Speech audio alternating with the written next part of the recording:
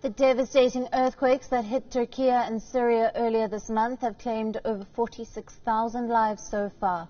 Hundreds of thousands of survivors, meanwhile, struggle to rebuild their lives around the rubble, maneuvering through the streets of the erased towns and cities. Our next report brings you some of the stories of despair and hope. Take a look.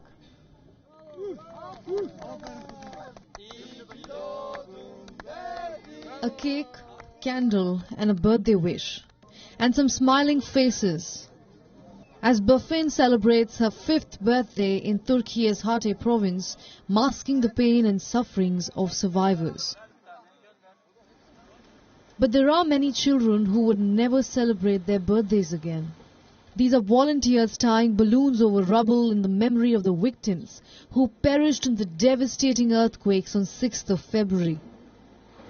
Those who survived are still homeless, huddled together in relief camps, trying to adjust to life without a home. Bir evde 5 kişi yaşarken 5.000 kişi olmak biraz sıkıntılıdır. Lavabosudur, yemek sırasıdır, olabilir. Onu da idare edecek. Allah bundan sonra bize göstermesin yavrum. Onda Allah yani devlette de millette de bin kere razı olsun. Battaniyemiz de geldi, giyeceğimiz de geldi. Çocuklarımıza oyuncağa kadar geldi.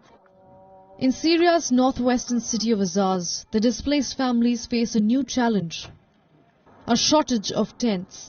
With the spike in demand, local workshops are working round the clock to make more tents enough to shelter families. But even with the increased production, manufacturers say there are not enough raw material, like steel.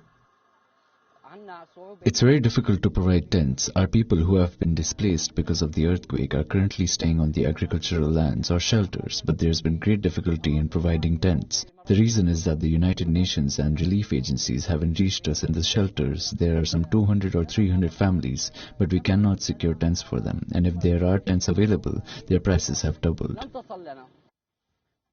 Beyond those whose homes collapsed, millions of others across the region now face this dilemma of whether to risk re-entering their homes, wait for structural tests, or move elsewhere. My heart aches. It's hard. We have been living in this house for a long time, not a day or two. We have been living here for 7 years. My children were born here in this house, and now we are moving to a new house, starting a new life. It's hard. Many in the affected zones are facing a dire emergency as they try to pick up the pieces in freezing conditions, without food, water and toilets, raising the spectre of further disaster from diseases. Bureau Report, WION, World is One. WION, now available in your country. Download the app now. Get all the news on the move.